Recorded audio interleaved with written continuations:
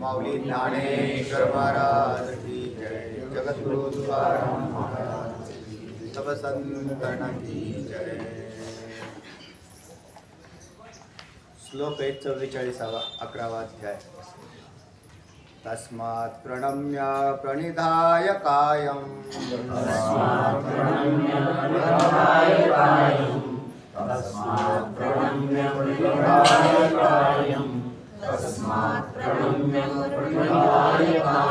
प्रसादयित्वा अमीशमित्यं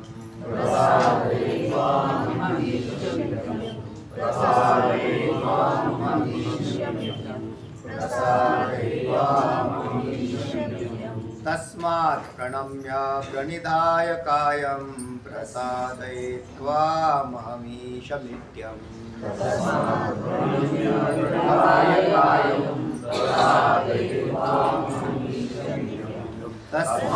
प्रणम्य प्रणिधाय कायं प्रसादयित्वामहमीशमित्यं तस्मात् प्रणम्य प्रणिधाय कायं प्रसादयित्वामहमीशमित्यं पितेव पुत्रस्य सखेव सख्यो पितेव पुत्रस्य सखेव सख्यो पितेव पुत्रस्य सखेव सख्यो पितेव पुत्रस्य सखेव सख्यो प्रिय प्रियायार्हसि देव सोढुं प्रिय प्रियायार्हसि देव सोढुं प्रिय प्रियायार्हसि देव सोढुं प्रिय प्रियायार्हसि देव सोढुं पितेव पुत्रस्य सखेव सख्यो प्रिय प्रियायार्हसि देव सोढुं पितेव पुत्रस्य सखेव सख्यो प्रिय प्रियायार्हसि देव सोढुं पितेव पुत्रस्य सखेव सख्यो प्रिय प्रियायार्हसि देव सोढुं पितेव पुत्रस्य सखेव सख्यो प्रिय प्रियायार्हसि देव सोढुं तस्मात् प्रणम्य प्रणिधाय कायं प्रसादयित्वामहमीशमित्यं पितेव पुत्रस्य सखेव सख्यो प्रिय प्रियायार्हसि देव सोढुं तस्मात् प्रणम्य प्रणिधाय कायं प्रसादयित्वामहमीशमित्यं पितेव पुत्रस्य सखेव सख्यो प्रिय प्रियायार्हसि देव सोढुं तस्मात् प्रणम्य प्रणिधाय कायं प्रसादयित्वामहमीशमित्यं पितेव पुत्रस्य सखेव सख्यो प्रिय प्रियायार्हसि देव सोढुं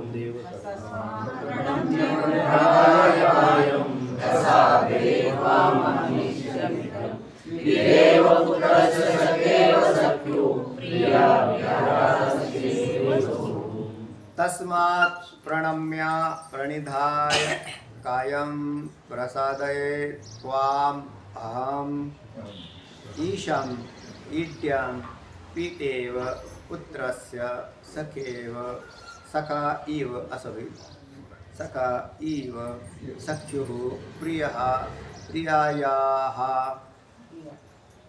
अर्हसि देव सोढुं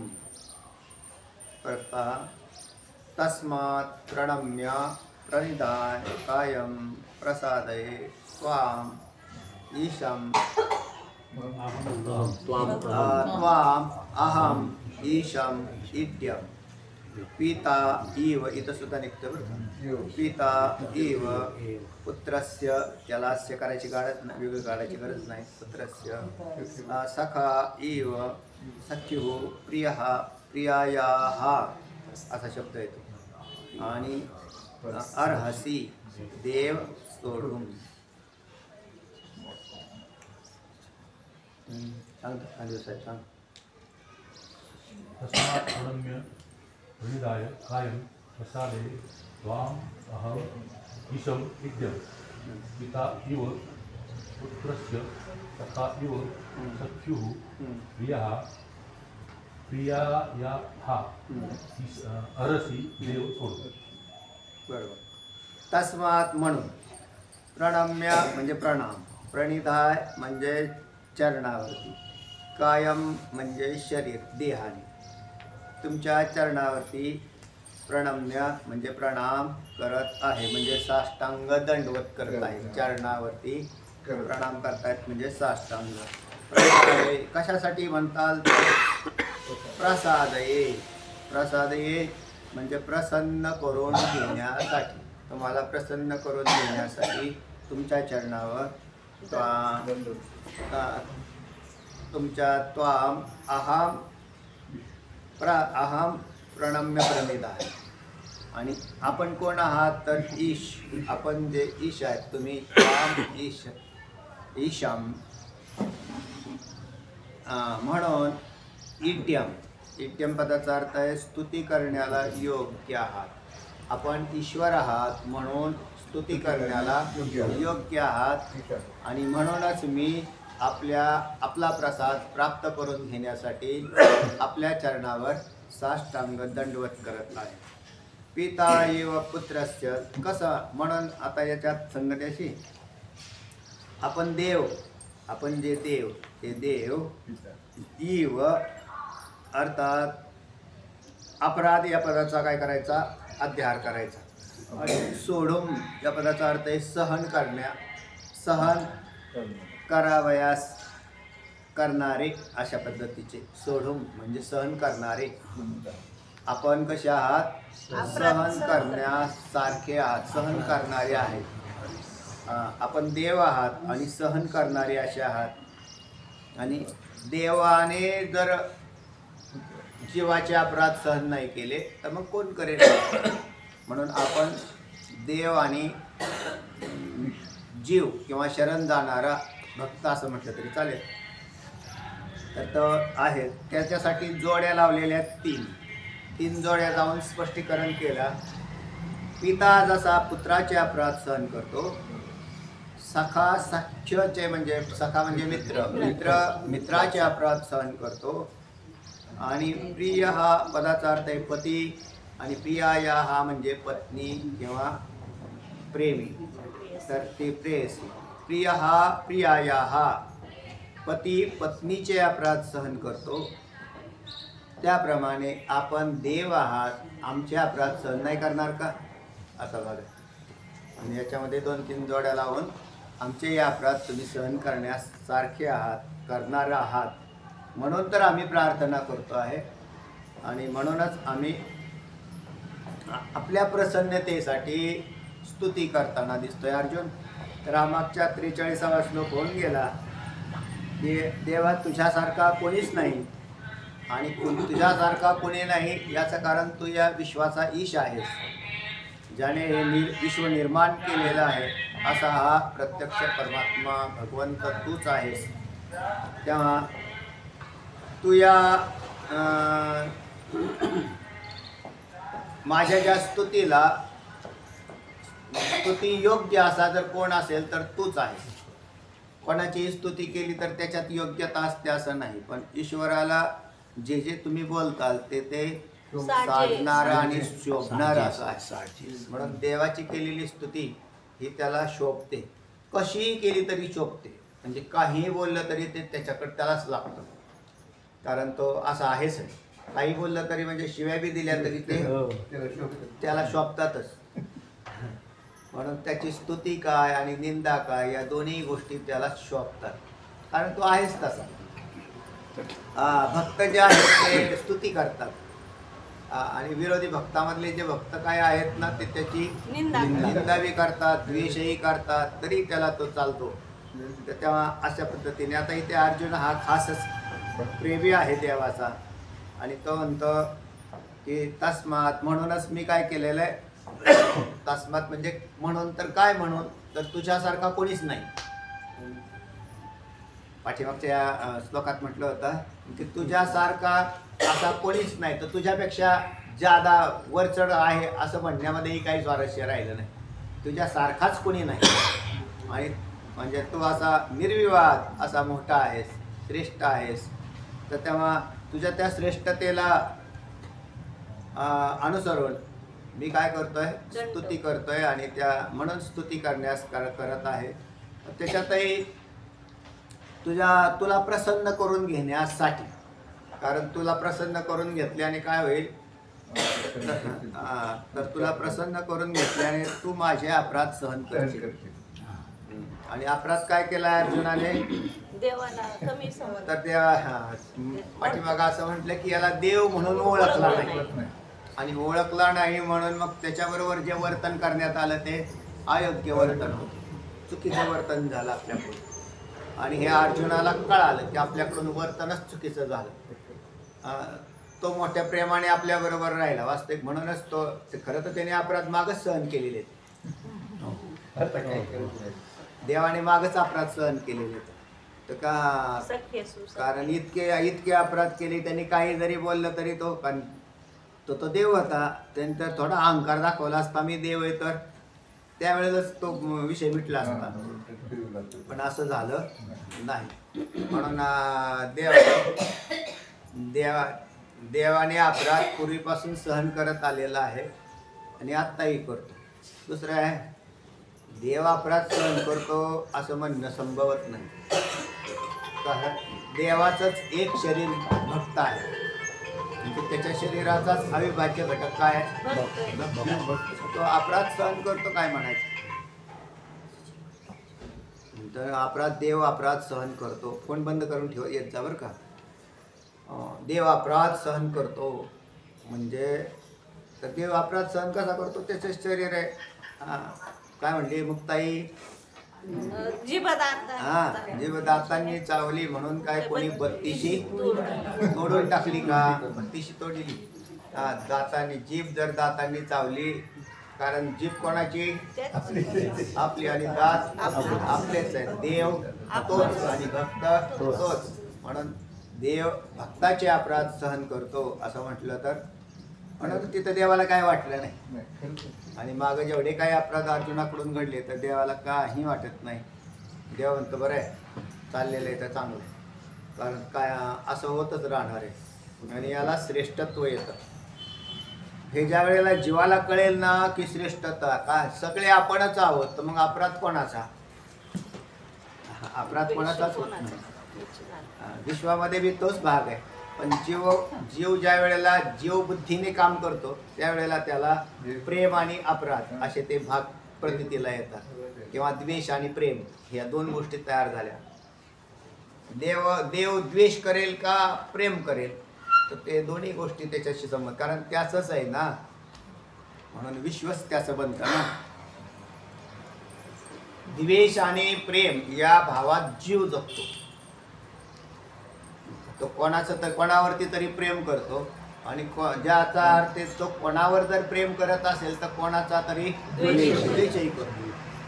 जो मनुष्य एका ठिकाणी कुठेतरी परिच्छिन्न प्रेम करत असतो तो कुठेतरी दुसऱ्या ठिकाणी द्वेष करताना दिसतो. नाही लगेच उघड दिसलं तरी पण तो भाव राहणारच, कारण त्याच्याकडे परिच्छिन्न प्रेमाचा विषय बुद्धीमध्ये आहे त्याच्या. म्हणूनच तो कुठेतरी द्वेष करत असला पाहिजे. देव तसा नाही करत. देव सर्वांच्यावरती प्रेम करतो, तर मग सर्वांचा द्वेष असा सिद्ध होईल. म्हणून प्रेम आणि द्वेष हे जे भाव आहेत ते जीवकृत तयार होतात.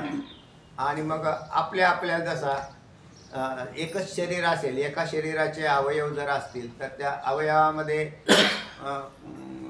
जो जाणवणारा भाग आहे तो शरीर भाग आहे असं गृहीत धरून त्याच्याकडे पाहिलं जात नाही. म्हणून देव याच्यात समांतर भूमिकेत राहतो.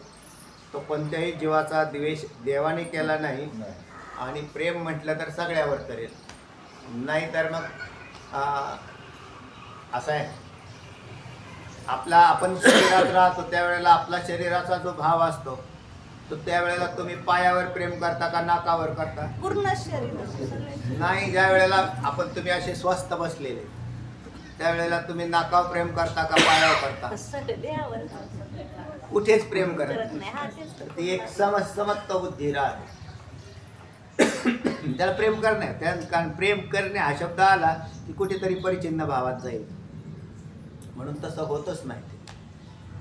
म्हणून सहज स्थितीमध्ये तो संपूर्ण शरीर स्वतःचं मानून राहतो. म्हणून द्वेष करणारे आणि प्रेम करणारे दोन्ही माझेच आहेत असा देवाचा आंतरिक भाव आहे. जीवाचा भाव तसा बनत नाही, कारण याच्या भावनांचा खेळ वेगळा आहे. म्हणून आता इथला जो विषय आलेला आहे की अर्जुन म्हणतो मी जो आहे तो तुला ओळखलेला आहे, म्हणजे जाणलेलं आहे की तू कसा आहेस, आणि तू कसा आहेस हे जाणलेलं असल्या कारणाने तू ईश्वर स्वरूप आहेस, तू ईश्वर आहेस, आणि तुझ्या स्तुती करायची जर असेल तर या विश्वामध्ये तुझीच करावी लागेल असा जो भाग आहे. एक तर संत सुद्धा त्या योग्यतेचे आहेत बरं, कारण स्तुती करावी तर संतांच्या अथवा देवाची, देवाच्या देवाची किंवा संतांची, कारण ज्यांच्यात अपपर भाव असतो ते स्तुतीला योग्य नसतात. ज्याच्यात अपपर भाव तयार झाला की ते स्तुतीला योग्य नाही, आणि अपपर भाव नसेल तर ते स्तुती योग्य असतात. म्हणून अपपर भाव संतांच्या ठिकाणी नाही, म्हणून संत सुद्धा स्तुती योग्य आहेत. 12व्या अध्यायामध्ये हा विषय भक्तियोगातला आलेला आहे. स्तुती अथवा निंदा कर देवाची. तो प्रमाण झालं. आणि तुल्य निंदा स्तुतिर्मौनी संतुष्टो येन केनचित अनिकेत स्थिरमती भक्ती मांडण्यास त्याच्यामध्ये पुष्कळ श्लोक आलेले आहेत सगळे असे, किंवा अन्य ठिकाणी पुष्कळ ठिकाणी हा विषय येतो की ज्याच्यात मान अपमान गोवे अवघे कुंडोनी ठेवावे. तुकोबराय म्हणतात तसे की ज्याच्यामध्ये मान अपमान सुख दुःख स्तुती निंदा हे ज्याच्या बुद्धीमध्ये सम होतात ते साधू बनतात, आणि म्हणूनच ते स्तुतीच्या योग्य होतात. एखादा मनुष्य हा कललेला असेल एका अंगाला त्याच्यातल्या, म्हणजे कुठल्या तरी, तर तो स्तुतीच्या योग्यतेचा नसतो. कारण तो कुठेतरी प्रेम करतो तेव्हा कुठेतरी द्वेष करत असला पाहिजे. म्हणून देव आणि संत हे स्तुतीच्या योग्यतेचे आहेत. इथं असा विषय आला. अजून दुसरा भाग आहे, स्तुती करून त्याला काय करायचे, देवाला प्रसन्न करायचे. म्हणजे देवाला स्तुती केल्यानंतर देव प्रसन्न होईल असं म्हटल्यावर मग देव सुद्धा स्तुतीला भाळतो असं होईल ना. तो सुद्धा स्तुतीला भाळतो, म्हणून त्याची स्तुती केल्यानंतर तो भाळतो. म्हणजे तो कोणी जर त्याची निंदा केली असेल तर त्याला भाळणार असं, कारण तो स्तुती करतो म्हणून तो स्तुती करतो ना. तर हा त्या एका आपलं शरीर जे असतं ना, तुम्हाला कसा आनंद होतो ते पहा. एखाद्या शरीरामध्ये चांगला ठणक लागलेला असेल, एखाद्या पार्ट मध्ये ठणक लागलेला असेल तर तुम्हाला आवडतो का? नाही आवडत. तुम्हाला जसा आवडत नाही तसा जो द्वेष करणारा हा त्याचा द्वेष करत नसून ईश्वराचा द्वेष करत असतो, आणि जो प्रेम करणारा तो ईश्वर भावाने प्रेम करत असतो. कारण शेवटी त्याला नाही कळत ते, ज्या वेळेला जीव हा द्वेष करतो तो कोणाचा द्वेष करतो? ईश्वराचाच द्वेष होतो. एखाद्या शरीरामध्ये जर ठणक लागला तर तो त्या शरीराचा, मग त्याला असं वाटतं की याच्यामध्ये आपल्याला दुरुस्ती करण्याची गरज आहे. असं जसं आहे तसा जो कोणी ईश्वराचे द्वेष करतो त्याचा द्वेष ईश्वराचा, तो ईश्वराला काय वाटतं की याने असं न करता काय करायला पाहिजे, द्वेष नाही केला, म्हणजे समबुद्धीवरती यायला. म्हणून मग त्याच्या बाबतीत तो देव ईश्वर हा उदास राहतो, आणि जो कोणी सर्वेश्वराची पूजा करतो त्याच्या बाबतीमध्ये तो म्हणून तो प्रसन्न राहतो. तुमच्या न दुखणाऱ्या पाठवर तुम्ही जसे प्रसन्न असतात, ते म्हटले वा काल दुखत होते आणि आज राहिले काय का आहे ना आनंद आहे. अगदी तसाच आहे हे संपूर्ण शरीर, ब्रह्मांड हे त्याचं शरीर आहे, आणि त्याच्यातले सगळे आनंदी राहावे अशी त्याची इच्छा आहे. नाईलाजाने काही तसे राहत नाही. म्हणून त्याच्यामध्ये हा जो तयार होणारा भाव आहे हा किंबहुना ईश्वर हा ज्याच्याकडे असं म्हटलं ना त्याने अवतार धारण केले आणि दुष्टांचा संहार केला. मग दुष्टांचा संहार केला हा संहारासाठी संहार नसून त्यांच्या उद्धारासाठी संहार आहे. ईश्वराची कृती अशी दिसते, आपली कृती तशी नाही. त्या आपली कृतीमध्ये थोडासा भेद आहे, कारण जीव परिचिन्न बुद्धीत येतो. आणि त्याने जे दैत्यांना मारले तर दैत्यांना मारलं नाही तिथं, तर त्यांचा उद्धारच केला. म्हणून जेवढे जेवढे दैत्य मारले त्या दैत्यांचा उद्धार झालेल्याचं दिसतंय. कारण प्रत्यक्ष भगवंताच्या हस्ते काम झालं ते. देव म्हणतात जर माझ्याकडून तो मेला तर त्याचा उद्धार का नाही होणार, आणि होईल, तो होतो. जसा एखादा डॉक्टर ऑपरेशन करतो तर तुमच्या शरीरात पीडा व्हायला लागल्यावर तुम्ही ते डॉक्टरकडे जाऊन ऑपरेशन करायचं ठरवलं. डॉक्टरने ऑपरेशन केलं तर ऑपरेशन करताना डॉक्टरची मानसिक स्थिती काय असते? वाचवण्याचाच विषय असतो. त्याला मारण्याचं. त्याच्याकडे सुद्धा हत्यारं असतात. ते चांगले धारदार हत्यारे ठेवतात ते. कारण आणि चोरट्याकडे सुद्धा हत्यारच असतात. चोराकडे असलेला चाकू आणि डॉक्टरकडे असलेला चाकू, चाकूचा विचार नाही करायचा. तो जो डॉक्टर ज्या प्रेमाने त्या चाकूने ऑपरेशन करत असतो, चोरटा तसा करतो का? दोघांच्या चाकू चालवण्यामध्ये काय आहे? दोघही चाकूच चालवतात. पण एक प्रेमाने त्याचा वाचवायचंय त्याला म्हणून, आणि एक दुसरा जो आहे तो त्याला मारायचा आहे द्वेषाने. तर असे जीवकृत बुद्धीमध्ये आणि ईशकृत बुद्धीमध्ये भाग तयार होतात. देव हा जीवाचं कल्याणच करतो म्हणून तो. मग ते आता काय स्तुती करतात म्हणजे मग तो स्तुतीला कसा भाळला? स्तुती करतात तर चांगली गोष्ट आहे ना, कारण त्याची स्तुती करून आपले दोष जातात. आपण जर देवाची स्तुती केली तर देव प्रसन्न झाला असं नसून तुमच्यातलेच दोष गेले आणि आपल्यातले दोष गेले त्यावेळेला आपली खरी शरणागती होते. दोषासहित शरणागती होत नाही. दोष ठेवायचे आणि परत शरण गेला असं होत नाही. म्हणून दोषरहित अशा ज्या वेळेला स्थिती होईल त्यावेळेला तो खरा शरण गेलेला असतो. जसं आता पहा, कालचा विषय होता ना की संतांची सेवा केली तर संतांची सेवेने संत खुश झाले असा अर्थ नसून याचे दोष गेले. म्हणजे जो सेवेकरी आहे त्याचे दोष गेले. आणि काय दोष केले? जे स्वार्थी बुद्धी होती, परिच्छिन्न बुद्धी होती, तोकडी बुद्धी होती आणि त्याचा कुठेतरी नाश होतो. म्हणून आपल्या चित्ताची प्रसन्नता ही आपल्याच फायद्याची असते. सेवा करताना तो काय झाला? प्रसन्न झाला. प्रसन्न चित्ताचाच मनुष्य हा सेवा करतो.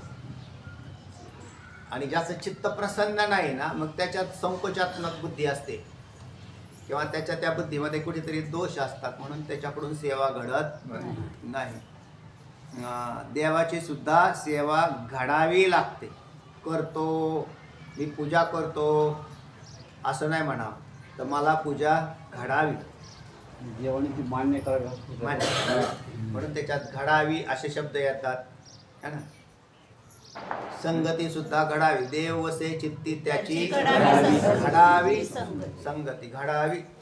ज्याच्या चित्तात देव बसलेला आहे त्या साधूची संगती घडावी. कारण आपल्याला संगती होत नाही, आपल्याकडून नाही होत ते, तर तिथे सुद्धा घडावी. देवाची सुद्धा आपल्याला सेवा घडावी. मी देवाची पूजा करतो, ते तर तिथं मान्य झाली तर झाली, ते नाहीतर नाही. म्हणून तो देवाने मान्य करावी आणि त्याच्यासाठी त्याची स्तुती करून आपलं चित्त जे आहे ते मुलायम केलं जातं आणि त्यावेळेला मग खरा दंडवत होत असतो. जो नाहीतर दंडवत होत नाही. दंडवत कसा होईल? त्याचा दंडवत म्हणजे अहंकाराचा पूर्ण नाश, त्याचं नाव दंडवत आहे. अहंकाराचा पूर्ण नाश. काठीच्या ठिकाणी काय आहे? ताठरता आहे. काठी ताठ आहे, म्हणजे ते असे मोडत नाही ती काठी. मग त्या काठीला लवचिक कसं केलं जाईल? सर्वांगाने तिने दंडवत. तर ती काठी आहे ना, ती खाली पडल्यानंतर ते म्हटले मला दाखवा बरं आमच्यात कुठेतरी आहे का. म्हणून तीच काठी काय झाली? त्यावेळेला जमिनीवर पडली त्यावेळेला म्हटले मला दाखवा माझ्यात कुठे ताटपणा आहे का. म्हणून काठीचा ताटपणा हा खाली पडल्याबरोबर दंडवत खाली पडली ती दंडप्राय खाली पडली बरोबर असे. आणि जीवामध्ये बी समांतरता भाग आहे. जीव हा अहंकारी आहे. जो अहंकारी आहे त्याच्याकडून सेवा कधीच घडत नाही. कारण त्याच्या सेवेतला मुख्य अडथळा तोच अहंकार असतो. अहंकाराचा नाश झाल्यावर सेवेला प्रारंभ होईल. मग तो मी कोणतरी आहे असा अहंकार जो आहे ना, नका का ज्ञान व्हाय ना मी परमात्मा आहे, मी ब्रह्म आहे, पण तो स्वतःला जर काही समजत असेल तर त्याच्याकडून सेवा कधीच घडत नाही. म्हणून ईश्वराची सेवा करायला जाणारा हा तो स्वतःला जर काही समजत असेल, मी अमका आहे, फलाना आहे, माझं असं आहे, माझी एवढी संपत्ती आहे, माझं एवढं सगळं आहे, ऐश्वर आहे, तर तो मनुष्य त्याची पूजा हात राखून पूजा करत असतो. म्हणजे कारण त्याची पूजा जरी झाली तरी ती पूजा होत नाही, मान्य होत नाही, देवालाही मान्य होत नाही. तर असा प्रकार आहे. त्या आता या श्लोकामध्ये जो विषय आलेला आहे की तस्मात, तर त्याच्यातही आता कसं झालं, अर्जुनाला देव चांगला कळाला आणि चांगला कळाल्यावर आपले दोष कळाले आणि दोष कळाल्यानंतर खरं दंडवत झालं होते. म्हणून तस्मात प्रणम्य प्रणिधाय कायम, कायम म्हणजे शरीराने मी तुला जे दंडवत करतोय कशासाठी, तर आपल्या अधिक प्रसन्नतेसाठी. देव प्रसन्न आहेतच, देव अगोदरचेही प्रसन्न आहेतच आणि अजूनही प्रसन्न का काय करून घ्यायचे, काम 100% झालेलं नाही. कारण त्याच्यात असं आहे, जोपर्यंत ते पाणी प्रवाहित आहे ना तोपर्यंत त्याला सागर म्हणता येत नाही. तसा भक्ती करणारा आणि ज्याची भक्ती करतो तो देव, तो जोपर्यंत एक स्वरूप होत नाही तोपर्यंत दंडवत किंवा मी तू स्तुती करतो, मी तुला शरण गेलेलो आहे ही भाषा राहते. आणि शरण गेल्यानंतर या भाषेचा अंत होऊन जातो. कारण शरण जाणारा आणि ज्याला शरण गेला हे दोन राहतच नाही. तर तेव्हा आता आपला 11वा अध्याय चालू आहे आणि याच्यामधला जो विषय चाललेला आहे त्याच्यामध्ये मी तुला दंडवत घालतो, तर याच्यातही काय आहे, शरणागतीचा आहे. अर्जुनाने शरणागती केलेली आहे आणि शरणागती हा तरुण जाण्याचा उत्तम मार्ग आहे. शरणागती केली ना तर जीव लवकर विसर्जित होईल, जीवपणा लवकर विसर्जित होऊन जाईल. आणि जीवपणा विसर्जित होण्यासाठी शरणागती लागते. मिठाने शरणागती केली म्हणून पाण्यामध्ये तद्रूप झालं. ते शरण जर त्याच्यात जर शरणागती केली नाही तर ते मिठाचा काढा तसाच राहील ना. म्हणून शरण जाण्याने विरघळणं संभवतं. तत्स्वरूपता विरघळणं. आणि कशाने शरण गेला, कायेने वाचेने मनाने शरण गेला. आणि मग शरण गेला तर जो शरण गेलेला, शरण जाणारा आणि ज्याला शरण गेला या दोघांच्यात कुठेतरी संबंध असावा लागतो, व्हावा लागतो. आणि तो संबंध जर नाही झाला तर शरणागती संभवत नाही. शरण जाणारा आणि ज्याला शरण गेला त्यांच्यात संबंधाची उत्पत्ती व्हावी लागते. मिठाचा जलाशी संबंध यावा लागतो आणि जलाने मिठाला स्वीकारावं लागतं. मीठ तर गेलं सागरात पण जलाने नाही स्वीकारलं तर काय होईल, नाही जमणार. मग त्याच्यासाठी म्हणून दोघांकडून स्वीकृती लागते.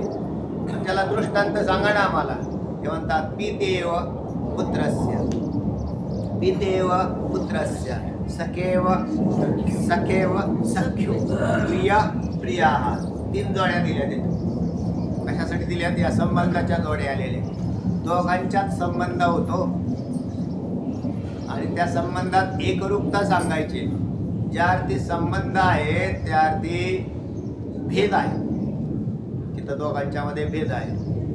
देव आणि भक्त यांच्यात भेद आहे. म्हणूनच शरणागतीचा विषय तयार झाला. भेद नसता तर कोणी शरणागती सांगायची काय कारण होती तेव्हा. तसं आहे. पण मग एक उंच आहे आणि एक ठेंगणा आहे किंवा एक श्रेष्ठ आहे आणि एक कनिष्ठ आहे. भक्त कनिष्ठ आहे आणि देव श्रेष्ठ आहे. श्रेष्ठाला कनिष्ठाने शरण जाऊ भागायचं आहे. जसं नदी वाहते तर नदीला खळखळाट आहे कारण तिला उतार आहे आणि सागराला उतार नाही. म्हणून नदी शरण गेली सागराला आणि सागर स्वरूप बनले. भक्त देवाला शरण गेला आणि देव स्वरूप. देव स्वरूप बनला असा झाला. पण मग त्याच्यासाठी फक्त एक प्रसंग राहिला मधला, आणि तो कोणता म्हणताल तर स्वीकारणं. गंगेचा स्वीकार सागराने केला. गंगेचा स्वीकार सागर. सागराने केला, आणि सागराने केला. जर स्वीकारलं नसतं तर तिने काय करायचं हा प्रश्न आहे. म्हणून गंगेचा स्वीकार सागराने केला. देवाने भक्तांचा स्वीकार केला, अगदी सागरासारखाच केला. या हो कोणी बी या, त्याने नाकारलंच नाही. देवाने नाकारलंच नाही.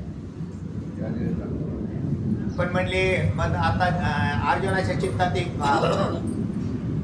मी पापी, मी अपराधी, मी फार तुझे अपराध केलेले, आणि शंका आहे की माझा अपराध स्वीकारशील का नाही स्वीकारणार. म्हणून मग त्याच्यासाठी दृष्टांत आलेले तर ते पिता हा जसा पुत्राचे अपराध सहन करतो तसं तू माझी देवा अपराध सहन कर. पिता पुत्राचे अपराध म्हणजे कारण त्याला तो स्वतःचा समजतो. त्याच्यातला मुख्य भाग काय आहे? पिता हा पुत्राला माझा समजतो. गौण आत्मा. हा फक्त पुत्राला गौण आत्मा म्हटलेलाच आहे. शरीराला मिथ्या आत्मा म्हटलं, आणि आत्म्याला मुख्य आत्मा म्हटलं. शरीराला मिथ्या आत्मा म्हटलं, आणि पुत्राला पुत्रस्य वै आत्मा हा अशी वेदाची स्थिती आहे. तर गौण आत्मा असं म्हटलं. तर त्याच्यातही महत्वाचं म्हणजे पिता हा आपल्या पुत्राकडे पाहताना, आणि इतर ज्या मुलं आहेत, बाकीचेही बाहेरची मुलं आहेत, आणि त्याचा स्वतःचाही एक मुलगा आहे. तर स्वतःच्या मुलाकडे पाहत असताना तो म्हणतो नाही माझा मुलगा चांगला आहे बरं, म्हणजे तो असं करणार नाही. कोणी जर कंप्लेंट घेऊन आला त्याच्याविषयी, स्वतःच्या मुलाविषयी, की तो लगेच म्हणतो असं नाही, पण आमचं पोरग तसं उन्हाळ नाही बरं का, झाला असं चुकून असं काहीतरी सपाट नाही. आमचं पोरग चांगलं आहे बरं का असा. हा ते समोरासमोर काय थोडाफार बोलला तरी झाला असेल, पण तो त्याचा अपराध लावून घेत नाही. यानेच केलेलंच असेल असा. फार झालं तर त्याला थोडासा बोलेल काय केलं का रे, काय असं काय करू नको बरं, असं काही काय करू नको. त्याने काय केलं? सहन केलं, म्हणजे क्षमा करून टाकली त्याला. असे तुम्हाला पुराणामध्ये अनेक कथा दिसतील की ज्याच्यामध्ये पुत्राचे सगळे अपराध ती त्याने सहन केले. त्या पांडवांच्या पोरं म्हणजे युधिष्ठिर आदी जे होते, यांना कौरवांच्या पोरांनी त्रास दिले का नाही, कारण ते दोन्ही एकाच आश्रमात राहत होते. आणि त्यावेळेला त्यांना ते हे ताण द्यायचे. ते द्रोणाचार्यांचे शिष्य होते ना हे सगळे, आणि ते त्यांना पांडवांच्या ह्यांना त्रास द्यायचे. विशेष करून दुर्योधन हा अधिक डांबरट होता आपल्या भाषेमध्ये. हा तो लय डांबरट असा होता. दुर्योधन, दुःशासन हे जे होते ना, हे असे उन्हाट टोळीचे सदस्य होते. आणि ते या बिचारे पांडव जे होते ना, ते असे गरीब होते, त्यांचे स्वभावच असा होता. यांनी काय करायचं, त्याला ताण द्यायचा. ते त्यांच्यावर विषप्रयोग केला, त्यांना मारायचा प्रयत्न केला, अन्नात विष देऊन मारायचा प्रयोग केला. धृतराष्ट्राला माहित नाही का? आणि त्यांना सांगितलं, तसं सगळं सूचना केली, तरी सुद्धा त्याचे अपराध यांनी. कारण एखादा जर राजा प्रशासक असतो त्याने शिक्षा करायला नको का? पण कोणाचा मुलगा? पुत्र स्नेह मोहितो धृतराष्ट्रासे कुशीत. माऊली म्हणतात त्यांना. पुत्र स्नेह मोहितो, पुत्राच्या स्नेहाने मोहित झालेला हा धृतराष्ट्र. आणि मग म्हणून त्याचे अपराध दुर्योधनाचे. नाही तर दुर्योधन वटणीवर आला नसता का? दुर्योधन वटणीवर आला असता, पण ज्याचे अपराध ज्या ज्या वेळेला होईल त्या वेळेला या बाबांनी काय केले? सहन केले. मुलगा ज्या वेळेला चोऱ्या करायला लागतो त्यावेळेला आई बापांनी याच्याकडे लक्ष ठेवायला पाहिजे. हा जर चोरी करून आणत असेल ना, तर त्याला आत्ताच प्रतिबंध करणं गरजेचं आहे. उद्या तो सगळ्यात मोठा डाकू होऊ शकतो, दरोडेखोर होऊ शकतो. कारण तो त्याच्यामध्ये नाही. आता लोक हेच करतात ना, जर त्याचे अपराध सहन करत गेला तुम्ही तर त्याच्यात असं आहे, पण हे पित्याच्या नजर एक अशा आहे, हे लौकिकामध्ये बी भाग असाच आहे की हे तरी मग असे का बनले, तर याचं कारणही त्याला कुठेतरी त्याचे अपराध दुष्टवर्तन सहन करता कामा नये. पण पिता हा पित्याच्या नात्याने सहन करत असतो असा त्यातला भाग आहे. आपल्याला लावायचा इकडं वेगळा, तिथला तो त्याचा सहन करतो. असा तू माझं, तू सुद्धा आमचा पिता आहे ना. हो. पिता पिता हा मत्स्य जगतो माता पिता, तू सुद्धा आमचा पिताच आहेस. मग जसा लौकिकातला पिता अपराध सहन करतो, करायला नाही पाहिजे हा भाग वेगळा तिकडचा, तो काय जर दुष्टवर्तन असेल तर, पण तो जसा सहन करतो तसा तू आमचं काय कर, अपराध सहन कर. तेव्हा पिते व पुत्रस्य, त्यात आता अपराध सहन करणे याच्यामध्ये बी स्वीकारणे, काय करणे, स्वीकार करणे. अपराधी जरी असेल तरी त्याचा स्वीकार करणे. असं का म्हटलं असेल तर त्याचं कारण आहे तो काही स्वीकारत नाही. त्याचे जे आंतरिक स्थिती आहे भगवंताकडून जर पाहायला गेलो तर तो अशा जेव्हा हे अपराध स्वीकारण्याची शक्यता नाही, कारण तो जर जीव शुद्ध झाला तरच त्याचा तो स्वीकार करतो, अन्यथा स्वीकार करणार नाही. जर शुद्ध होऊन आला तर त्याचा स्वीकार करेल, नाही तर स्वीकार करणार नाही. तोपर्यंत त्याला बाहेर ठेवेल. मग अर्जुन जो म्हणतोय की माझा स्वीकार कर, तर त्याच्यामध्ये एक भाव निर्माण केलेला आहे. काय गंगेला गंगा जाती ज्या वेळेला सागराला भेटायला, त्यावेळेला गंगा मूळची गंगा शुद्ध आहे, पण तिच्यामध्ये बरेचसे दोष आलेले असतात.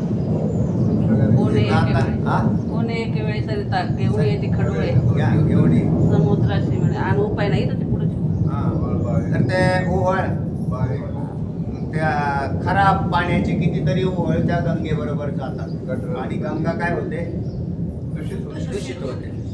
म्हणून सागराने काय तू शुद्ध होऊन ये आणि तुझ्यातले हे बाकीचं पलीकडे ढकलून दे.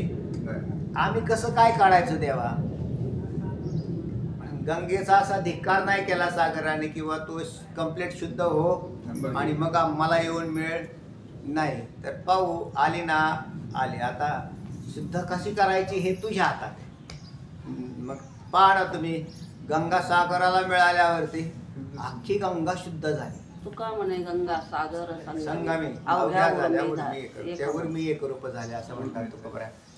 आणि त्याच्यातल्या आहेत यालाही प्रमाण आहेत की जे खराब पाण्याचे ओहळ सुद्धा ते सागराने स्वीकारले ना, गंगा म्हणून स्वीकारले, गंगा म्हणून त्यांचा गावीचे होते लेंड ओवळ काकविष्टेचे झाले पिंपळ तयाशी निंद कोण म्हणे, निंद कोण म्हणे. बरोबर आहे. तर त्याच्यात ज्या वेळेला स्वीकृती केली जाते त्यावेळेला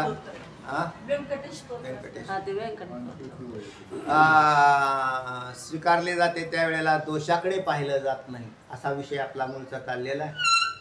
आणि दोष नाहीत असं आम्ही कुठं म्हणतो, आमच्याकडे दोष आहेत, पण आमचे दोष पित्याप्रमाणे तू आमचे पोटात घाल. जसा पुत्राचे दोष पिता पोटात घालतो. आणि कितीतरी दोष असे होत राहतात, पण तरी म्हणून चांगलं उदाहरण त्या धृतराष्ट्राचं सांगितलं तुम्हाला. त्याच्यापेक्षा आणखी पुराणामध्ये तुम्हाला असे अनेक उदाहरणं पाहायला मिळतील की जसा पुत्राचे दोष. आता काही वेळेला भरताने भरपूर निंदा केली. कोणाची? आईची. मातीचीच निंदा केली ना, कैकेयीची निंदा केली. आणि वडील दशरथ राजा, दशरथ राजाने तर त्याकडून त्याला काय झालेलं आहे हे त्याचं ज्ञान नाही, की काय झालेलं आहे किंवा पुढे काय होणार आहे याचंही ज्ञान नाही. पण भरताने पुष्कळ असं बोलल्यानंतर पण तरी भरतावरती नाराज नाही झाली, कैकेयी सुद्धा नाराज नाही झाली आणि दशरथ राजा सुद्धा नाराज नाही झाला. असं काय होऊ शकतं का? नाही. तर होऊ शकतं ते त्याला त्याच्याकडून हे जे झालेले तर म्हणले तुझ्याकडून नाही चुकलेलं काही, आमच्याकडेच काहीतरी दोष आहेत. म्हणून नंतर दशरथ राजाची आपल्या भरताची समजूत प्रभू रामचंद्रांनी काढली. प्रभू रामचंद्रांच्या असं उदाहरण आहे ते काही दोषी आहे असं त्यांनी जीवनात कधीच मानलं नाही. आणि भरताने मात्र दोष दिला. दशरथ राजाने दोघांनाही स्वीकारला, प्रभू रामचंद्रांनाही आणि भरताला. भरताविषयी दशरथ राजा काहीच नाही म्हटले. अरे म्हटले, तुला त्याचा अज्ञान आहे म्हणून तुला त्याच्या ठिकाणी तुला असं वाटतंय. आणि बऱ्याच वेळेला असाच भाग होतो, आपल्या अज्ञानामध्ये दोष घडतात. दोषाचं मुख्य कारण अज्ञानच असतं आणि त्या अज्ञानामध्ये दोष. प्रभू रामचंद्रांनी पुढे पत्नीचा विषय आलेलाच आहे, प्रिया त्या सीतेला सीतेची स्वीकृती करू नये अशा प्रकारचा जनादेश होता लोकांचा. मग तिला अग्निपरीक्षा द्यायला लावलं. मग अग्निपरीक्षा द्यायला लागली त्यावेळेला बी लक्ष्मण काय झाला, क्रोधित बनला. ते म्हटले, तुमचा कारभार सगळा उलटाच आहे. त्या सीतामय्याकडून काय दोष घडला? कारण सीतामय्याला जो रावण घेऊन गेला है ना, रावण आणि सीतामय्याला घेऊन गेला, याला कारण सीतामय्या नसून तुम्ही आणि मी आहे. कारण तिचं रक्षण करण्याची जबाबदारी कोणाची होती? तुमची. मग खरी अग्निपरीक्षा आपण द्यायला पाहिजे. त्या बिचाऱ्या स्त्रीला सांगू राहिले तुम्ही की तिला अग्निपरीक्षा द्या, तर त्याच्या अज्ञानामुळे तिथेही अज्ञानच काम करत आहे. कारण वास्तवात सीता जी होती ना, ते प्रभू रामचंद्र ती मायावी सीता केलेली होती आणि मुख्य सीता अग्निदेवाच्या ताब्यात दिलेली होती, म्हणजे अग्नीच्या ताब्यात होती. म्हणून तिला अग्निस्वरूप केलेलं होतं आणि अग्निस्वरूप सीता चोरून न्यायची त्याची हिंमत नाही. आणि तिने ती सांगितलं होतं की जर स्पर्श करशील तर जळून भस्म होशील. आणि हे रावणाने जाणलं सुद्धा, तर त्या म्हणून तिची पुन्हा आणखीन एक अग्निपरीक्षा कशी करणार हा एक प्रश्न आहे. त्यामुळे प्रश्न त्यावेळेला लक्ष्मणाला ज्या वेळेला हे कळालं की ती अग्निस्वरूपच आहे, ते म्हटले मग बरोबर आहे, मला याचं ज्ञानच नाही. म्हटले की तुमचं काय चाललेलं आहे हे मला काय याचं ज्ञानच नाही. म्हटले काय चाललेलं आहे म्हणून. किंवा एखादा उत्कृष्ट बंधू सुद्धा आपल्या बंधूच्या अपराध सहन करताना दिसतोय तिथं. मग प्रभू रामचंद्र आणि लक्ष्मणजी सारखे असे दिसत आहेत. किंवा प्रभू रामचंद्रांना पतीच्या भूमिकेत पाहिलं तर सीतेचे सगळे अपराध ते म्हणले. प्रभू रामचंद्र म्हणतात, ज्या लक्ष्मणा तुला जर असं वाटत असेल मी तिला त्रास देतो किंवा अग्निपरीक्षा करायला लावतो, तर ही वास्तवात तसं नाही.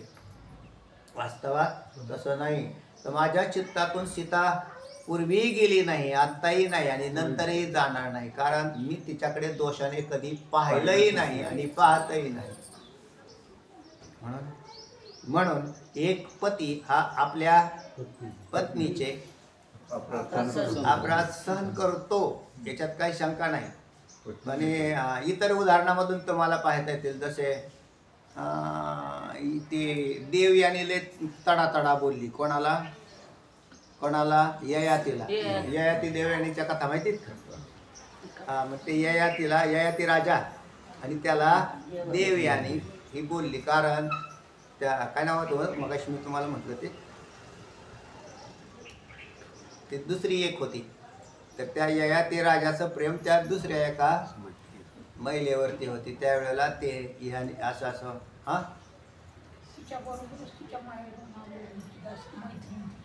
काय नाव तिचं? तर त्याच्यानंतरही पण ज्या वेळेला ययातीच्या म्हणजे त्या राजाच्या लक्षात आलं की ती बोलती तर बरोबर आहे, कारण तिचा अपराध नसून हा अपराध कोणाचा आहे? माझाच आहे. म्हणून एका पत्नीचा अपराध पती सहन करतो. आणि तो कसा करतो? तर प्रेमामुळे करतो. पिता पुत्राचे अपराध कसे सहन करतो? प्रेमाने करतो. मित्राचे अपराध मित्राचे सुद्धा आहेत. कर्ण आणि दुर्योधन हे काय सज्जन मित्र होते का? यांचे कारनामे बघा नाही प्रत्येकाचे दोघाचे. पण कर्णाने काही केलं तर नाही हे असं नाही, हे असंच आहे. दुर्योधनाने त्याची बाजू लावून धरायची. त्याच्याकडून काही अपराध घडला तरी दुर्योधनाने काही त्याला माफ करायचं आणि दुर्योधनाकडून काही अपराध घडले ते सख्खे मित्र होते ना, म्हणून दुर्योधनाकडून काही अपराध जरी झाला तरी ते म्हणूनच हे अधर्माच्या बाजूला झुकले. कारण याच्यामध्ये काय झालं ते अपराध सहन करण्यामुळे झुकले. नाही त्याच्यात काय हे शक्तिशाली होता ना, कर्ण तरी काय कमी होता हो. कर्ण जर हा याचा मित्र झाला नसता दुर्योधनाचा आणि तो जर त्याचा विरोधक असता तर त्याने त्याचा मागच काटा काढला. पण मग दुर्योधनाने आता परस्त्री माते समान हे काय त्यांना सांगायचं का? त्याच्या डोक्यामध्ये दुर्योधनाचे बुद्धी काय काम करत होते? दुष्टबुद्धी होते. त्याला दुष्टबुद्धीला खतपाणी कोणी घातलं? त्या मित्राच्या अपराध सहन करणे या भूमिकेने त्याला खतपाणी नाही घातलं का? हा, नाही तर कर्णाने जर हे असं पाहिलं असतं की अरे ह्या तर असा आहे, ह्याच्याकडे पाहिलाच पाहिजे, मग तो मित्र नसता झाला. त्याने फक्त खाल्लेल्या अन्नाला जागला तो, कारण त्याला कोणाचा आश्रय नव्हता. त्याने काय दिला? त्याला आश्रय दिला. त्याच्यात त्याला मिंद करून टाकलं. कोणाला?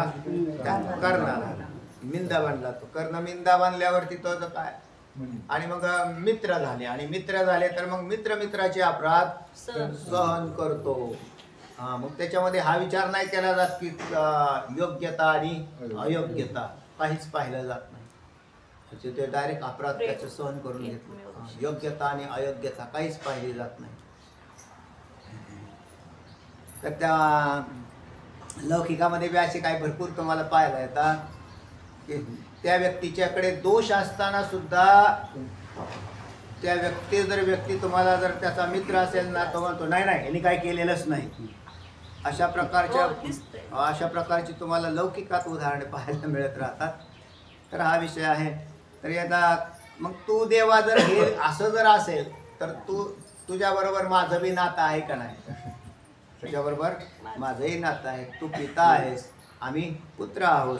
तू पती आहेस, आम्ही पत्नीच्या भूमिकेत आहोत. तू सखा आहेस, मित्र, आणि आम्ही मित्राच्या भूमिकेत आहोत. तू देव आहेस आणि आम्ही भक्त आहोत.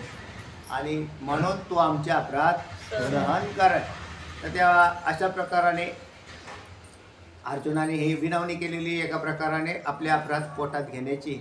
आणि तो आमच्यावरती प्रसन्न हो आणि मला माझा पुढचा कार्यभाग सिद्ध कर. आता पुढचा कार्यभाग काय आहे? अजून पुष्कळ विषय सांगायचा आहे. तर त्याच्यामधला हा विषय सुरू झालेला आहे. काय म्हणतात माऊली? ऐसे अर्जुने म्हणितले मग पुढची दंडवत घातले. ऐसे अर्जुने म्हणितले आणि दंडवत घातले. दंडवत असं म्हटला तो की देवा तुझ्यासारखा श्रेष्ठ कोण नाहीस. तो ईश आहेस, परमात्मा आहेस. हां, आणि स्तुती करण्याला इड्यम म्हणजे योग्य, स्तुती करण्याला योग्य असा इड्यम असा तूच आहेस. म्हणून मी तुझी काय करतोय? तुला प्रसन्न करून घेण्यासाठी हा मग पुढती दंडवत घातले. ते तर सात्विकाचे आले भरते. दंडवत घातलं तर आंतरिक हृदय उचंबळून आलं आणि हृदय उचंबळून आल्यानंतर घातलेलं दंडवत हे जास्त योग्य आहे. हृदयात भाव असावेत असे, आणि असे भावासहित जर दंडवत घातलं गेलं तर त्याच्यामधून अधिक प्रेम वृद्धिंगत होताना दिसतं. दंडवत ही कृती आहे आणि सात्विकाचे भरते आले हे प्रेम आहे. कारण शरीराने कायाने काय बऱ्याच वेळेला माणसं नमस्कार करतात म्हणजे दंडवत घालतात, पण चित्तात जर भलताच विचार चालला असला तर नाविलाजाने समोरून तर आला बाबा हा बाबा आता काय करावं बरं. तर चला म्हटले आता आपण काय करू. सगळ्यांनी घेतलं, सगळे ती कृती झाली आणि मग कृती झाली. त्या माणसाला जर त्याचं ज्ञान नसेल तर तो म्हणतो की वा वा वा आपला शिष्य संप्रदाय तर भरपूर मोठा आहे. पण ते त्या कृतीला काही उपयोगाचे का नाही. म्हणून आंतरिक हृदयामधून काय पाहिजे? कळवळा आणि जिव्हाळा पाहिजे. जिव्हाळ्यासहित अर्थात काय त्याच्यातला वरचा भाग आणखीन एक भाग असा आहे, संतांना किंवा देव हे दंडवत घालण्याच्या योग्यतेचे आहेत.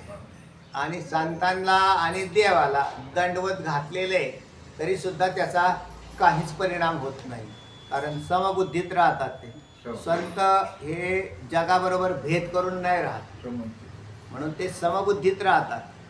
आता याची स्वीकृती कोण करेल? जो परिच्छिन्न बुद्धिवाला आहे तोच करतो. देव सुद्धा सगळ्या समाजाला देव काय वेगळा समजतो का स्वतःपासून? नाही. म्हणून दंडवत घालण्याला योग्य संत आणि देवच आहे. आणि जीव हा स्वीकृती करतो.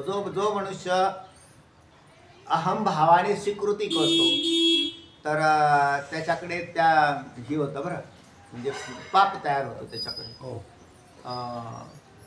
जो दंडवत घालतो त्याचं पाप जातं आणि जो दंडवत घेतो त्याच्याकडे पाप येतो, जर घेत असला तर. म्हणजे तुम्ही जर नमस्कार त्याचा स्वीकृती करत असताल की हा मी श्रेष्ठ आहे आणि हा कनिष्ठ आहे, तर तुमच्याकडे काय येईल? पुण्य येईल. समजा दंडवत तुम्हाला घातला आणि तुम्ही म्हणता नाही ना माझ्या पाया नका पडून, मला मी श्रेष्ठ आहे, मी कनिष्ठ आहे असा, तर मग त्याच्यामध्ये भाग तयार होतो. पण घाला म्हणजे कारण मी श्रेष्ठ आहे आणि मग तुम्ही मला दंडवत घाला आणि त्याचं दंडवत त्याने काय केला? स्वीकारलं, तर त्या व्यक्तीचा पाप इकडे जातं आणि इकडचं पुण्य तिकडं जातं. झालं का नाही? त्याने ते स्वीकारलं. आणि मग संतांच्या बाबतीत आणि देवाच्या बाबतीत काय होतं तर तिथे भेद नसल्या कारणाने, समत्व असल्या कारणाने जीव काय आणि संत काय हे दोन्ही बी त्यांची संतांची भूमिका ही समान असते आणि देवाच्या बाबतीत ती समांतर राहते. म्हणून मग त्याचा उद्धार कसं काय होतो तर जो मनुष्य दंडवत घालतो त्याच्या अंतःकरणामध्ये तो डायरेक्ट परिणाम होतो. म्हणून ज्याच्या चित्तात जशी श्राद्ध असेल तसं त्याला फल देतो. म्हणजे एखाद्याने समजा संतांनी नाही स्वीकारलं, त्याचं दंडवत स्वीकारलं नाही आणि त्यांनी दंडवत घातलं तर त्याला पुण्य कोण देतो? श्राद्धा त्याची. अंदाने मी सांगायचे आपली श्रद्धा, तर तुमची श्राद्धाच तुम्हाला फल देते. तुम्हाला जशी श्राद्ध असेल तशी फलं मिळतील. मी काही देत नाही, कारण मी काही घेतच नाही तर देईल का? स्वीकारत का नाही? त्याचा भेदच आहे कुठे, तेव्हा स्वीकार आहे. स्वीकृती कशात राहील? भेदात राहील. तयाचे नाम तीर्थ राहू, दर्शने प्रशस्तीशी ठावू, भ्रांतासही जयाचे निसंगे जयाचे निसंगे ब्रह्मभाव भ्रांतासी. तर त्याच्यात ब्रह्मभावाची प्राप्ती करून होईल, फायदा बी आहे तो. दुसरा आहे अपूर्व पुण्य आहे, मग तिथे देव फल देतो आणि त्याची श्राद्धा जी आहे ती श्राद्धाच फल काढत असते, अशी संगती आहे. तेव्हा अर्जुनाला दोन प्रकारांचा विषय तयार झाला. एक कायेने दंडवत घातलं आणि चित्तात सात्विक भावाचे भरती आले. चित्तात काय झालं? सात्विक भाव. सात्विक भाव म्हणजे अष्ट सात्विक भावांचा विचार येतो. मग त्याच्यापैकी कुठलाही भाव तयार होऊ शकतो किंवा सगळे होतात किंवा काय होतात. कसे म्हणताल तस त्याच्यामध्ये जे अष्ट सात्विक भाव सांगितले, तुम्हाला मागे सांगितले होते, ते स्तंभ स्वेदोथ रोमांच स्वरभंगो वेपतू वैवर्ण्य वस्त्रुम प्रलय इत्याष्टव सात्विका मताः. असा श्लोक झाला का आपला? तर नाही याचा अध्याय झाला आहे, पाठीमागे होऊन गेला. तर त्याच्यात अष्ट सात्विक भावांचा विचार सांगितला होता. आणि कुठं सांगितलंय सांगू का तुम्हाला? 9व्या अध्यायामध्ये शेवटी सांगितलेलं की ते अष्टसात्विक भाव दाटून नाही आले. तिथं तर सांगितला होता 9व्या अध्याय. आता सांगितला ना? 11व्या नाही 10व्यात सांगितलं काय? 10व्या अध्यायात विषय घ्याल का? इथं श्लोक लिहिलेला आहे तो.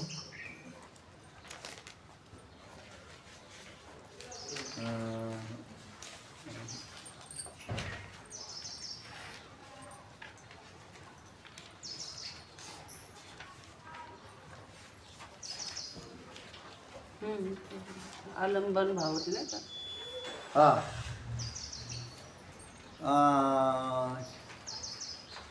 कुठं म्हणतात? 9व्या अध्यायात 9व्या अध्यायाच्या शेवटला श्लोक आलेला आहे. स्तंभ स्वेदोथ रोमांच स्वरभंगोथ वेपतू वैवर्ण्यमश्रु प्रलय इत्याष्टव सात्विका मताः. तर त्याच्या स्तंभ म्हणजे निश्चलतेनं राहणं, इंद्रिय निश्चल होणं, त्याचं नाव स्तंभ. स्वेद म्हणजे घाम, अगदी दवबिंदूसारखे शरीरावर घामाचे बिंदू तयार होणं स्वेद. रोमांच, रोमांच म्हणजे अंगावर रोमांच जसं म्हणतो आपण, काटा येणं. स्वरभंग, आवाजातला कंप, शब्द तोंडात न फुटणे. न फुटणं ते. आणि वेफतू म्हणजे शरीर थरथरणं, शरीरात थरथरता तयार, शरीरातलं कंप. आणि वैवर्ण्य अर्थात मालिन्यता. वैवर्ण्य म्हणजे मालिन्यता येणं, औदासीन्य, औदासीन्य येणं. अश्रू म्हणजे नेत्रातून कंठ दाटून येणं अश्रू.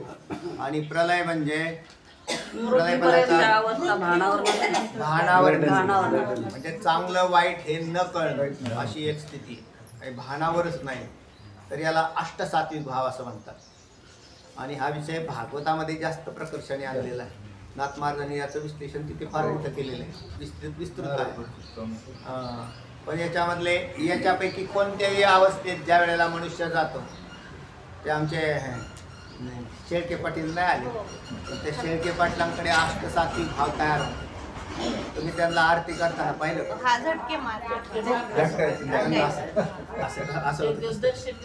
त्यांना असं चित्त एकदम असं दाटून येतं. ते पूर्वी इथं बसताना सुद्धा करायचे, पण आता ते त्याच्यात हळूहळू कमी झाले म्हणजे त्यांचा अष्टसात्विक भाव आपण घालावला असा अर्थ नाही. तर तो अष्टसात्विक भाव कधी जात नाही, कारण चित्ताची त्यांची आंतरिक स्थिती असते आणि ती असावी. कधी अंगावर असा काटा येतो, आपण काही वेळेला काय असं बोलल्यावर, त्यावेळेला विशेष असं काही तयार झाल्यावरती असं, किंवा पुढे शब्द न फुटणे हाही त्याचाच प्रकार आहे की पुढे काही शब्दच फुटत नाही. तर अशा प्रकारचे जे भाव आहेत. किंवा माणसं जे रडतात, काही वेळेला कंठ दाटून आला की शब्द फुटत नाही, मग काही वेळेला अश्रू बाहेर पडतात. तर हे अष्टसात्विक भावाचं द्योतक आहे. याच्यामुळे चित्त जे आहे ते अधिक मुलायम होतं, द्रवीभूत होतं. म्हणून अधिक चित्ताची द्रवीभूतता हेच खरी भक्ती आहे.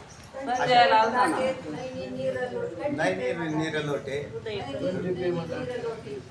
पण त्याचं नाटक करता कामा नाही, हे लक्षात ठेवा बरं. कारण त्याचे नाटक सुरू झाले, तर त्या नाटकाने काय भाग होतो, म्हणजे ते वास्तविक कोणाला दाखवायचे तुम्हाला, तर माझ्या चित्तात जो भाव आहे तुम्हाला दाखवून करायचे काय. मग कीर्तनात रडे पडे लोळे तुकोबऱ्यांचं प्रमाण आहे. प्रेम विना नेत्रे गळतात, काय प्रमाणे रडे पडे लोळे.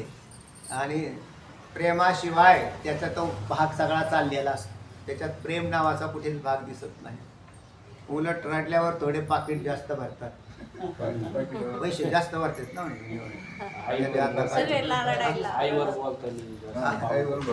त्याला त्याचं काय करायचं, बाकीचं काय पाकिट मोठं पाहिजे, त्याच्यासाठी त्याच्यात उपयोग करत असेल तर तो इकडे आपल्या इथे काही कामाचा नाही. आपल्या आध्यात्मिक दृष्टिकोनातून काहीच उपयोग नाही त्याचा. पण आता अर्जुनाचं सात्विक भरत जे आलेलं आहे हृदयामध्ये, ते काय असं नाही आहे, फालतूपणा नाही त्याच्यामध्ये. तर हृदय ज्या वेळेला कंठ दाटून आलेला आहे, त्याला सात्विक साष्टांग भगवंताच्या चरणावरती तिथं जे दंडवत घातलं गेलेलं आहे, पडलेलं आहे. आणि त्यावेळेला आणि मग त्या हृदयात ज्या वेळेला असं हृदय भरून येतं ना, तेव्हाच ते माफीचा साक्षीदार होतो. याला माफी करावी, आम्हाला माफी करावी, हे अहंकारासहित जर सांगत असेल तर तो माफीला योग्य नाही, तो माफीचा योग्य नाही. कारण तो त्याच्यातला अहंकार नाही गेलेला, आणि अहंकार गेलेला नाही, पण तो विनवणी करतोय की मला आता तुम्ही काय करा, माफ करा. तर तो माफ करण्याच्या योग्यतेचा नाही. त्याचा पूर्ण अहंकार गलित झाल्यावर माफी अवश्य करता येईल त्याला, आणि करतो सुद्धा. त्या गुन्ह्यामध्ये, बाहेरच्या गुन्ह्यामध्ये ते म्हणतात पाहू आपण तुझं कसं काय वर्तन आहे ते. त्या वर्तनावर सुद्धा शिक्षा कमी केली जाते म्हणतात. हो. म्हणजे तुरुंगामध्ये त्याला जे टाकलं जातं ना त्याच्यात जर चांगलं वर्तन केलेलं असेल त्यांनी, आमच्या त्या मावशी त्यांना म्हणजे तुरुंगामध्ये त्यांना ते पाहिलं त्या अधिकाऱ्यांनी. ते म्हणते काय आता काय झालेले असतं, कदाचित चूक होऊ बी शकते आणि नाही बी होऊ शकत, आपल्याला त्याच्याचं काही ज्ञान नसतं, त्यांनाच माहिती काय असेल ते. पण त्यांनी त्यावेळेला त्या तुरुंगाधिकाऱ्यांनी त्याला काय केलं ते म्हटले का हो, म्हटले मला ना भगवद्गीता ज्ञानेश्वरी वाचायची. त्यांना ती ज्ञानेश्वरी दिली त्यांनी. त्यांनी तिथं तुरुंगात 6 वर्ष पारायण केली. 3.5 वर्ष 6 वर्षाची शिक्षा. ती शिक्षा ते सांगत होते त्यांना ती शिक्षा काय झाली, कमी झाली. आणि कमी का झाली, ही माणसं इतकी सज्जन दिसतात, यांच्याकडून कुठे का व्हायना काय झालेला आहे, अपराध झाला असेल पण ते यांच्या या लेवलला आलेले, तर त्यांना त्या शिक्षेत सूट दिलेली होती काहीतरी. 11व्या अध्याय 14व्या श्लोकाला आलेले हो आहे. मग त्या काय असतं काय तत विस्मयाविष्टो विष्टरोमा धनंजय विष्टरोमा धनंजय त्या ह्याच्यात प्रणमेश्वर. तर त्याच्यामध्ये सुद्धा याचा अष्टसात्विक भावांचं वर्णन आलेलं आहे पुढे आणि पुढे येतच राहणार आहे. अजून मागेही भरपूर या ठिकाणी आले. 10व्यात पण आलं, 9व्यात आलं. आणि खऱ्या भक्तांची लक्षणं अशी आहेत की आंतरिक काय झालं पाहिजे, कुठे काय ना आपले दोष आहेत हे आपल्याला कळत राहिलं पाहिजे. आणि जसे कळत राहील तसा तसा त्याचा उगाळा होत जाईल आणि त्याचं चित्त अधिक द्रवीभूत होऊन मुलायम होऊन तो भगवत शरणागतीच्या योग्य होतो. म्हणून ज्याच्या चित्तात अधिक द्रवीभूतता तयार होते त्याला हा सारा विषय ग्रहण व्हायला लागेल. तुम्ही जर म्हणताल ना आम्हाला का ग्रहण होत नाही, तुम्हाला तुमचं चित्त कुठेतरी अन्य विषयात गुंतलेला असलं पाहिजे. ब्रह्मानंदाची जीवा राणी व फावली प्रत्येक हरीच म्हणले ऐसा सात्विक आठा भावा परस्परे वर्तत असे हेवा हे तर ब्रह्मानंदाची जीवा राणी व फावली. तर त्या असं सुंदर वर्णन येत आहेत. चला त्या काय सांगितलं मी तुम्हाला आता, स्तंभ, स्वेद, रोमांच, स्वरभंग, वैवर्ण्य, अश्रू, प्रलय अशा प्रकारचे अष्टसात्विक भाव. आणि अष्टसात्विक भाव जे आहेत ते त्या कशातून आलेले आहेत असं म्हणतात. तर अष्टसात्विक भाव हा अनुभव म्हणून सांगितलेला आहे. विभाव, अनुभव आणि व्यभिचारी भाव असे त्याचे 3 प्रकार होते. अनुभव म्हणतात त्याला. तर अनुभवाचे अष्टसात्विक भाव हा प्रकार आहे. विभावामध्ये आलंबन भाव आणि उद्दीपन भाव असे 2 भाव आहेत. उद्दीपन भाव कृष्णाला संबंधी म्हणजे वृंदावन, वासरी, वेणू, गाया यांचं स्मरण झाल्यावरती जसा कृष्णाचं स्मरण होतं. तुम्हाला बासरी दाखवल्या कोणाचं स्मरण होईल, कृष्णाचं. याला आलंबन म्हणतात, उद्दीपन म्हणतात. आणि आलंबन म्हणजे प्रत्यक्ष भगवान श्रीकृष्ण, कृष्णाला आलंबन म्हणतात. आणि उद्दीपन म्हणजे त्यातच संबंधी जे पदार्थ आहेत त्यांना काय म्हणतात, उद्दीपन. आणि अनुभवामध्ये अष्टसात्विक भावांचा विचार येतो. कीर्तनामध्ये पण सांगितलं त्याच्याकडे. आणि व्यभिचारी 33 भाव आहेत है ना, व्यभिचारी भाव सुद्धा आहेत त्याच्यातून.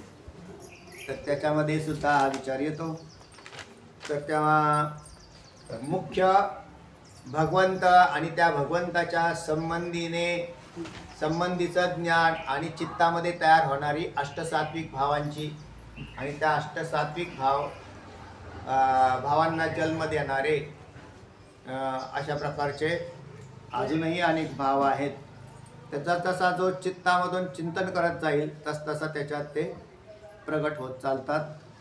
अर्जुन म्हणतोय ऐसे अर्जुने म्हणितले मग पुढती दंडवत घातले ते तर सात्विकाचे आले भरते तया मग म्हणत असे प्रसिद्ध प्रसिद्ध. प्रसिद्ध म्हणजे प्रसन्न हो देवा प्रसन्न हो. मुखाने म्हणतोय तो वाचा हो तसे सद्गद. हे सुद्धा अष्टसात्विक भावाचंच वर्णन येतं. संजयाच्या ठिकाणी राहायला संजयाने ते रूप भगवंताचं पाहिलं तर त्याला ज्याच्यासाठी अपॉइंटमेंट केलं होतं याला सांगायला आणि यालाच अष्टसात्विक भावाची भरती आली. आता काय सांगेल, धृतराष्ट्राला काय सांगेल? पण अष्टसात्विक भजनी ती पाहिलं आणि भगवंताचं असं तर ते यालाच वाणी फुटाना. आणि मग त्यावेळेला संजय म्हणतो आता काय सांगावं, पण तिथे काय चाललंय आणि आपण काय आहोत, आपली लेवल काय आहे. तो धृतराष्ट्र परत म्हणतो पण ते जाऊ दे रे संजया, ते अष्टसात्विक आणि शिष्ट गौरव नाही तयासी ते भिंगुळवाणी ते जा दे वरते. पण माझं पोर कसं काय, तुझे पोर आहेत म्हणले बरे चांगले काय, तिथे काय चाललंय, देव काय सांगताय, त्या अर्जुनाचं काय कल्याण होतंय आणि तुमचं काय चाललंय. त्या मग म्हणे तसे प्रसिद्ध देवा प्रसन्न व्हा वाणी म्हणे वाचा होत असे सद्गत काळाची अपराध समुद्रवनी. म्हणजे अपराध रूपी समुद्रातून वर काढ. समुद्रवनी अपराध म्हणजे आमच्याकडे किती अपराध आहेत, समुद्रासारखे अपराध आहेत. आमच्याकडून अज्ञानवशात झाले, नाहीतर आमच्याकडून कसे काय होतील, आम्हाला कळत नाही म्हणून झाले. आणि याची स्पष्टोक्ती दिली, कळत नाही याची स्पष्टोक्ती दिली तरी बरंच काम होतं. पण मला लय कळतंय असं जर म्हटलं तर अपराधाला अपराध जोडत राहतात, त्याचे अपराध वृद्धिंगतच होत चालतात. अपराध केव्हा बंद पडतील कळतच नाही. हे एवढं अज्ञान जरी स्वीकारलं तरी काम झालं. मला काय कळत नाही हो, मी अज्ञानाचा पुतळा आहे, मला काय कळत नाही. तर अशा प्रकाराने अर्जुनाने मात्र याची स्पष्टोक्ती दिली. राहिलेला विषय नंतर पाहू. कुंडली